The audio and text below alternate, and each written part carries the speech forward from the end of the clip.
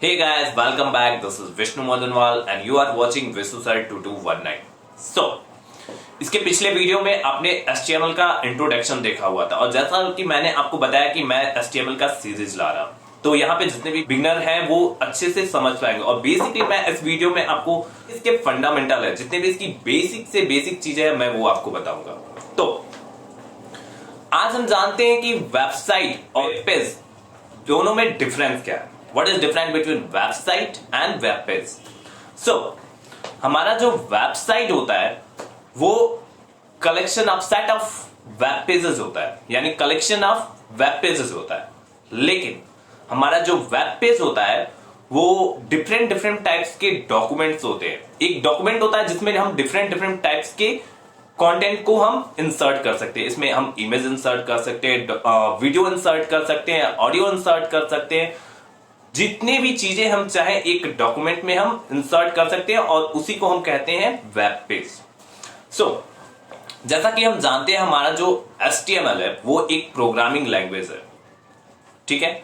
जब भी हम HTML को लिखते हैं तो किसी हम टेक्स्ट एडिटर पे लिखते हैं, जैसे कि टेक्स्ट एडिटर हो गया, नोटपैड हो गया, ठीक है। नोटपैड पे लिख सकते हो, सबलाइन पे लिख सकते हो। लेकिन अगर आप एक बिगिनर हो तो मैं आपको सजेस्ट करूंगा कि आप उसको नोटपैड पे ही लिखो, ठीक है।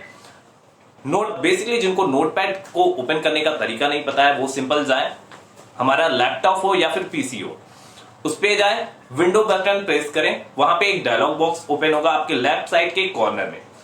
वहां पे ऑल प्रोग्राम होगा। ऑल प्रोग्राम पे आप जैसे ही क्लिक करते हो वहां पे एसओ सीरीज नाम का एक ऑप्शन होगा। जैसे ही आप एसओ सीरीज नाम के ऑप्शन पे क्लिक करते हो बहुत सारे ऑप्शन आपको मिलते हैं, उसमें से आपका एक ऑप्शन होता है नोटपैड।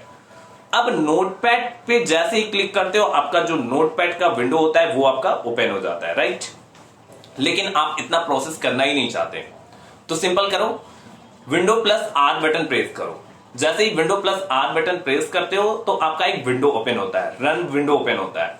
आप उसमें नोटपैड टाइप करते हो, उसमें सर्च बॉक्स होता है, सर्च बॉक्स में आप नोटपैड जैसे ही टाइप करते हो, एंटर करते हो, आपका नोटपैड ओपन हो जाता है और वहां पे आप अपने कोड लिखने स्टार्ट कर देते हो, जो कि मैं धीरे धीरे आपको एक एक वीडियो में आपको कोड बताता चला जाऊंगा। लेकिन उससे भी पहले सबसे जरूरी चीज कि आप उसके बेसिक फंडामेंटल को समझो, ठीक है। समझो, हमारा जो HTML होता है वो जो कोड होता है, जब आप उस कोड को लिखते हो तो क्या होता है, जब उसका आउटपुट देखना होता है हमको, तो आउटपुट हमें नोटपैड में नहीं दिखता है, उसके लिए हमें ब्राउजर का यूज करना पड़ता है।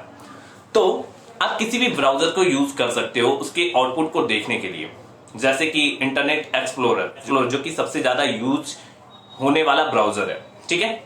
आप उसके बेस पे अपना ये उसका आउटपुट देख सकते हो, ठीक है। बेसिकली हमारी जो कंपनी होती है, जब आप उसको किसी ब्राउजर पे सर्च करते हो तो उसका प्रॉपर आप एड्रेस डालते हो। अब प्रॉपर एड्रेस डालते हो तो उसका एड्रेस कैसे होता है, बेसिकली अगर आप कोई कंपनी का नाम पूरा उसका एड्रेस सर्च करते हो तो क्या करते हो, क्या टाइप करते हो गूगल पे, http://www.companyname.com। Company name you can write XYZ, जो भी आपकी कंपनी का नाम हो वो सर्च कर सकते। यहां पे HTTP बताता है कि हमारा जो प्रोटोकॉल है वो HTTP प्रोटोकॉल यूज किया गया है।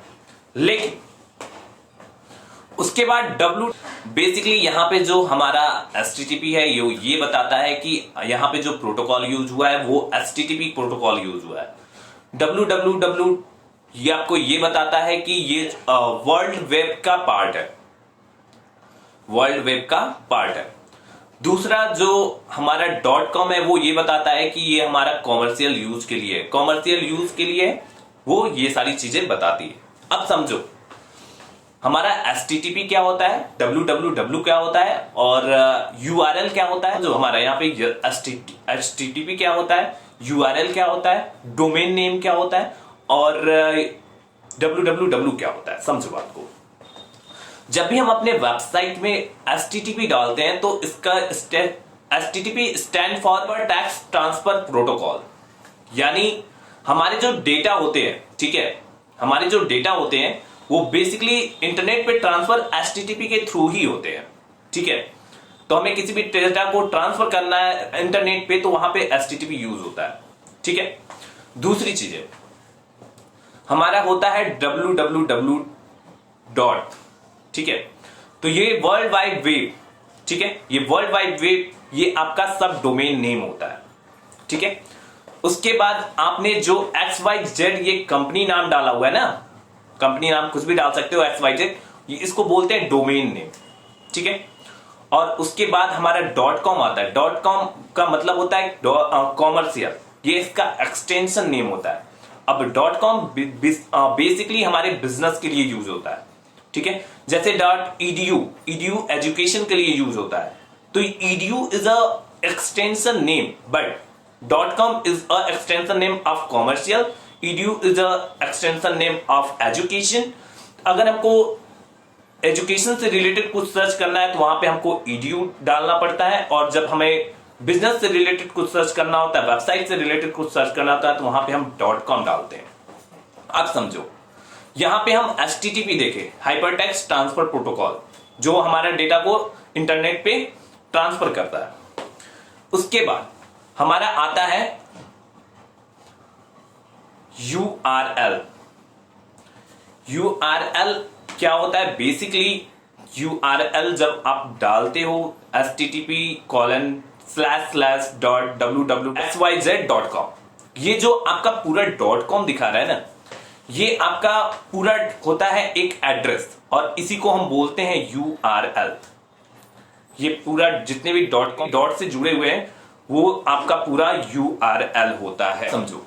कभी कभी ऐसा होता है कि हम देखते हैं कभी कभी वहां पे HTTP लिखा होता है और कभी कभी HTTPS लिखा होता है। इन दोनों में डिफरेंस क्या होता है? What is difference between HTTP and HTTPS? HTTP stand for hyper text transfer protocol, जो कि एक रिक्वेस्ट करता है, जो भी हम एड्रेस शो करते हैं वो एक रिक्वेस्ट करता है। तो हम जानते हैं कि what is different between HTTP and HTTPS। HTTP stand for hyper text transfer protocol and HTTPS stand for hyper text transfer protocol secure. यानी आप जब भी HTTP डालते हो तो इसका मतलब ये है कि आप किसी चीज के लिए रिक्वेस्ट कर रहे हो ताकि हमारा जो सर्वर है उस फाइल को भेजे, ठीक है। तो रिक्वेस्ट जब करते हो तो वहां पे HTTP होता है, लेकिन जब आप रिक्वेस्ट करते हो तो इसमें बहुत ज्यादा रिस्क होता है, ठीक है। जब HTTP यानी आपका डेटा हैक हो सकता है, आपकी आईडी पासवर्ड हैक हो सकती है, तो उसी के लिए उसको सिक्योर करने के लिए हमारा बना HTTPS, hypertext transfer protocol secure, ठीक है। यहां पे आपके डेटा हैक नहीं हो सकते हैं, ये आप कोई भी इसको चुरा नहीं सकता है, ठीक है। तो ये सिक्योरिटी पर्पज से बनाया गया है। तो ये होता है दोनों का काम। तो आज के लिए इतना ही गाइस। हमारे YouTube चैनल पे बने रहें, कमेंट करना ना भूलें, लाइक करना ना भूलें, सब्सक्राइब करना ना भूलें, और जो लोग इसको इंस्टा पे देख रहे हैं तो प्लीज मुझे फॉलो करना ना भूलें, क्योंकि आगे बहुत सारी चीजें मैं लाने वाला हूं, और उन चीजों के बेस पे बहुत सारी अपने वीडियो में बहुत सारी वैल्यू ऐड करने वाला हूं, बहुत सारी इंफॉर्मेशन ऐड करने वाला जो आगे जाके आपको बहुत सारी हेल्प करने वाली है। तो बने रहिए मेरे YouTube चैनल के साथ। Thank you so much. Have a nice day, take care and